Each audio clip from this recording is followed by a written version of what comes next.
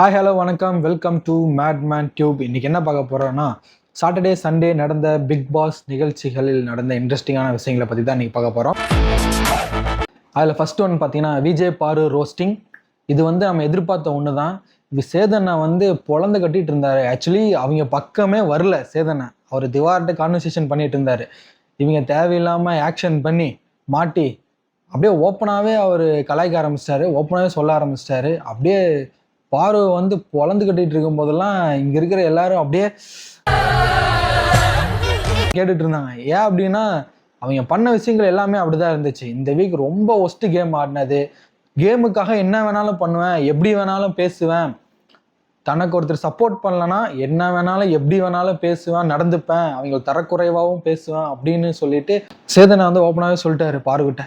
யாருக்கும் ரெஸ்பெக்ட் தரதில்ல, வீட்டில் இருக்கிறவங்களையும் மதிக்கிறது இல்லை அப்படின்னு சொல்லிட்டு ஓப்பனாகவே பொழந்து கட்டிட்டாரு.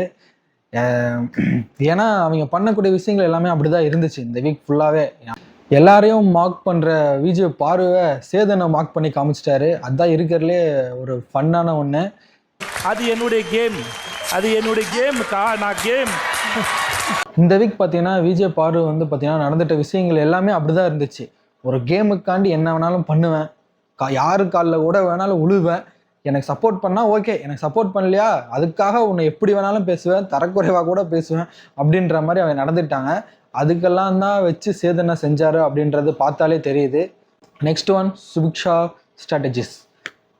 எல்லாமே ஓகே தான், அவங்களோட கேம் ஸ்ட்ராட்டஜி இதுதான் அப்படின்னு சொல்லிட்டு சுபிக்ஷா சொன்னது எல்லாமே ஓகே தான். பட் என்ன அப்படின்னா கனிக்கு காயின் கொடுத்துருக்கணும் இல்லை, ஏன்னா அது ஓப்பனாகவே டைரெக்டாகவே அவங்க கேட்டாங்க. கேட்டதுக்கப்புறம் கொடுத்துருக்கணும். பாருவுக்கு பண்ண விஷயமும் கொஞ்சம் ஏற்றுக்க முடியல தான். பட் இருந்தாலும் அவங்களுக்கு பண்ணது ஒன்றும் தப்பில்லை அப்படின்ற அளவுக்கு தோண வச்சுட்டாங்க விஜய் பாரு. கேமுக்காண்டி இந்த அளவுக்கு முதுகுல குத்தணும் அப்படின்ற அவசியம் இல்லைன்னு தான் நினைக்கிறேன். நெக்ஸ்ட்டு பார்த்தீங்கன்னா நம்ம கமருதீன். அவரை நம்ம என்ன சொல்கிறேன்னே தெரிலங்க. அவர் எப்படி சொல்கிறது, என்ன சொன்னாலும் புரிஞ்சிக்கவே மாட்டுறாரு. சேதன்னா சொல்கிறதையும் புரிஞ்சிக்க மாட்டுறாரு, வீட்டுக்குள்ளே சொல்கிறதையும் புரிஞ்சிக்க மாட்டுறாங்க. தேவையில்லாத வம்பு, சண்டை, சச்சரவு, என்னதான் ஆச்சு நம்ம கமருதீன் அப்படின்னு ஃபீல் பண்ண வைக்கிறாரு. சேதன்னா ஒன்று சொல்கிறாரு, இவர் ஒன்று புரிஞ்சுக்கிறாரு. ஆல்ரெடி சொல்லிட்டு தான் போனார். ரெட் கார்டுக்கு ஏன் கொடுக்கலன்னே கேட்டாங்க. ஆல்ரெடி லாஸ்ட் வீக் நடந்த ப்ராப்ளத்தில் ஏன் ரெட் கார்டு கொடுக்கலன்னே ஓப்பனாகவே கேட்குறாங்க. பட் இனிமேல் இது மாதிரி நடந்துச்சுன்னா நான் மக்கள் ஓட்டு போட்டு வர்ற வரைக்கும் வெயிட் பண்ண மாட்டேன், டேரெக்டாகவே உங்களை வெளியே அனுப்பிச்சிடுவேன் அப்படின்னு சொல்லிட்டாரு. ஓப்பனாகவே சொல்லிட்டாரு. அதெல்லாம் சொல்லிட்டு ஓகே புரிஞ்சுக்கிட்டாரு. ஆனால் நெக்ஸ்ட் டேவே பார்த்தீங்கன்னா மறுபடியும் துஷாரு கமருதீன் சண்டை போட்டுக்கிறாங்க.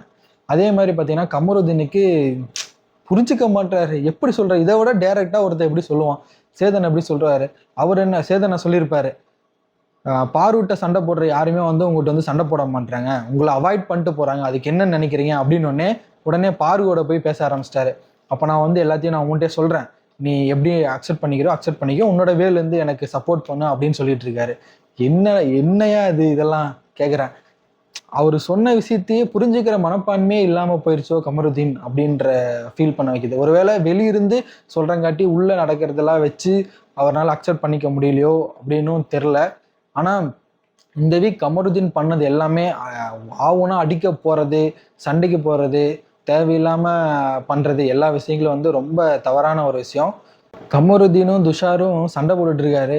சேதனை அங்கே நின்றுட்டு இருக்காரு. ஏயோ அவர் நினச்சிருப்பாரு மனசில், என்ன இங்கே ஒருத்தர் நின்றுட்டு இருக்க, நீங்கள் பாட்டு அடிச்சிட்டு இருக்கீங்க, என்னதானே நினச்சிட்டு இருக்கீங்க. உண்மையாலுமே சேதனை பாவங்க. அவரோட நிலைமையிலேருந்து பார்க்கும் போதெல்லாம் உண்மையாலும் பாவம். அவர் இவங்க பண்ணுற விஷயத்துக்கும் அவர் எதுவும் சொல்ல முடியாமல் அப்படியே தவிச்சிட்டு இருக்காரு. என்னதாண்டா சொல்லி தொலைது இவனுக்கிட்ட, விட்டு தொலைங்கடா அப்படின்னு சொல்லிட்டு முடிச்சுட்டு போயிட்டாரு அவர் பாட்டுக்கு. அதுக்கப்புறம் பார்த்தீங்கன்னா நம்ம வினோத் அண்ட் திவாகர் போன வாரம் வரைக்கும் நல்ல ஒரு என்டர்டெயின்மெண்ட்டான ஒரு நல்ல பாஸ் பண்ணுறதே அவங்க ரெண்டு பேராக தான் இருந்துச்சு. அவங்க ரெண்டு பேர்த்தோட காம்போ அருமையாக இருந்துச்சு. என்ன நேரத்தில் சேதனை சொல்லிட்டு போனாரோ இவங்க ரெண்டு பேர்த்துக்குள்ளே முட்டிக்கிட்டு மோதுது. என்ன அப்படின்னா ஒரு நேச்சுரலாக ஒரு இன்சிடென்ட் நடக்கும்போது நமக்கு அது ஒரு ஃபன்னாக இருக்கும், என்டர்டைன்மெண்ட்டாக இருக்கும். அவர் சொன்னதுக்கப்புறம் வேணும்னே அதை பண்ணுற மாதிரி ஃபீல் ஆகுது. ஆர்டிஃபிஷியலாக அதை கிரியேட் பண்ணுற மாதிரி நமக்கு ஃபீல் ஆகுது. இந்த வீக் ஃபுல்லாகவே அவங்க ரெண்டு பேர்த்துக்குள்ளே மோதலாகவே இருந்துச்சு.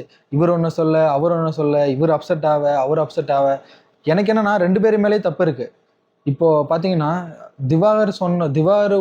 திவாகர் பேசின வார்த்தைகளும் சரி, வினோத் அண்ணா பேசின வார்த்தைகளும் சரி ரொம்ப தவறான வார்த்தைகள். இவர் வந்து அதுக்குன்னு திவாகர் பேசுனது சரின்னுலாம் சொல்லலை, திவாகர் பேசுனது ரொம்ப தப்பு. அவர் விட்ட வார்த்தைகளும் வந்து பார்த்தீங்கன்னா கொஞ்சம் நஞ்சம் இல்லை, ரொம்ப நீ எங்கிருந்து வந்திருக்க உன் மூஞ்சியை பாரு அப்படி பேசுனது தப்பு. அதே மாதிரி பார்த்தீங்கன்னா வினோத் பார்த்தீங்கன்னா திவார்கிட்ட போய் வேணுனே வம்பிழுக்கிறது, கமருதீன் கூட சேர்த்துக்கிட்டு பண்ணுறது இதெல்லாம் ரொம்ப தப்பு. வினோத் அண்ணா வந்து பார்த்தீங்கன்னா நல்லா போயிட்டு இருந்தார், அவர் பாட்டுக்கு ஒரு வழியில் ஃபஸ்ட்டு 2 வீக்ஸ் நல்லா போயிட்டு இருந்தார். இந்த வீக் பாரு கூடயும் கமருதீன் கூடயும் சேர்ந்துக்கிட்டு வேணாண்ணே, அது அது வேணவே வேணாம், நீ பாட்டுக்கு நேர் ரூட்டில் போ, தனியாக போ, அதுதான் உனக்கு கரெக்டு, சரியா, இருக்கிற நேமையும் கெடுத்துக்காதானே, அவங்க 2 பேரும் கூட சேராதானே, வேணாம், இந்த கூட்டாளி கூட சேராத. அடுத்தது பார்த்தீங்கன்னா அன்பு கேங். பிக் பாஸ்னு ஒன்று இருந்தால் அன்பு கேங்கும் ஒன்று உருவாக தான் செய்யும். அது வந்து பார்த்தீங்கன்னா எல்லா பிக் பாஸ்லேயும் நடக்கும், இந்த பிக் பாஸ்லேயும் அதே மாதிரி ஒன்று நடந்திருக்கு. அதுதான் கனியக்கா கேங். என்னன்னா கனியக்கா பார்த்தீங்கன்னா லாஸ்ட் வீக் வந்து ஹெட்டாக இருந்தாங்க. அவங்க வந்து பார்த்தீங்கன்னா பாருக்குன்னா ஒரு பிரச்சனையில் பாரு இன்வால்வ் ஆகிருக்காங்க அப்படின்னா பாருவை எதிர்த்து பேசுறதுல 100% எஃபர்ட் போடுறாங்க.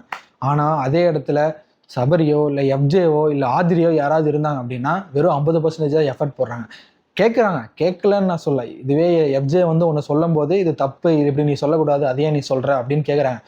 ஆனால் பாருவிட்ட கேட்குற அந்த ஒரு ஃபோர்ஸு எஃப்ஜே கிட்ட இல்லை, ஆதிரிகிட்ட இல்லை அப்படின்றத வந்து தோணுச்சு. எபிசோடு பார்த்த எல்லாருக்குமே வந்து தோணுச்சு. இந்த விஷயத்த வந்து பார்த்தீங்கன்னா வியானா ரொம்ப தெளிவாக சொல்லிட்டாங்க, இவங்களுக்கு கனியக்காவுக்கு கீழே தான் எல்லாருமே இருக்காங்க அப்படின்ற விஷயத்த வியானாவும் சரி ஆப்போசிட் கேங் எல்லாருமே வந்து இதை சொல்லிட்டாங்க. இதை வந்து பார்த்தீங்கன்னா சேதன்னா கொஞ்சம் ஸ்ட்ரிக்டாக கேட்டிருக்கலாமோ அப்படின்னு வந்து ஃபீல் ஆச்சு. அன்பு கேங்கை மட்டும் ரோஸ்ட் பண்ணாமல் லைட்டாக தொட்டுட்டு போன மாதிரி ஃபீல் ஆச்சு. நெக்ஸ்ட் ஒன் பார்த்தீங்கன்னா ஆதிரை எவிக்ஷன். என்னென்னா ஆதிரை எவிக்ட் ஆவாங்க அப்படின்றது கொஞ்சம் லேட்டாக எதிர்பார்த்தேன். அரோரா முன்னாடி வந்துடுவாங்கன்னு எதிர்பார்த்தோம், ஆனால் அதுக்கு போல் ஆதிரை வந்துட்டாங்க. ஓகே, ஏன் அப்படின்னா பிளேயிங் விஷயத்தில் எல்லாமே ஓகே, ஒரு குட் பிளேயர் தான். ஆனால் லவ் கண்டென்ட்டில் கொடுக்கலான்னு சொல்லிட்டு எஃப்ஜே பின்னாடியே முக்கால்வாசி நேரம் டைம் ஸ்பெண்ட் பண்ணிட்டாங்கன்னு தான் சொல்லணும். அவரை எஃப்ஜே கன்வின்ஸ் பண்ணுறதுலையும் சரி அது மாதிரி விஷயங்களில் அவங்க டைம் ஸ்பெண்ட் பண்ணிட்டாங்க, அதை மக்கள் அதிகமாக பார்த்துட்டாங்க, ஸோ வெளியே வந்துட்டாங்க அப்படின்னு நான் நினைக்கிறேன். இந்த வாரம் அரோரா நாமினேஷன் இருந்தாங்கன்னா கண்டிப்பாக அவங்க தான் எலிமினேட் ஆவாங்க அப்படின்றது தெரிஞ்ச விஷயம். பார்ப்போம், இந்த வாரம் காத்திருந்து பார்ப்போம். நான் ஒரு விஷயத்துக்கு வெயிட் பண்ணிகிட்டு இருக்கேன், வைல்ட் கார்டு என்ட்ரிக்காக தான். ஒரு நல்ல பிளேயராக எடுத்து போடுங்க, இவங்கள மாதிரி எடுக்காமல் தயவு செஞ்சு ஒரு நல்ல பிளேயராக எடுத்து போடுங்க. அப்போ தான் கேம் இன்னும் கொஞ்சம் இன்ட்ரெஸ்டிங்காக போவோம். பார்க்கலாம், பொறுத்திருந்து பார்ப்போம். பாய்.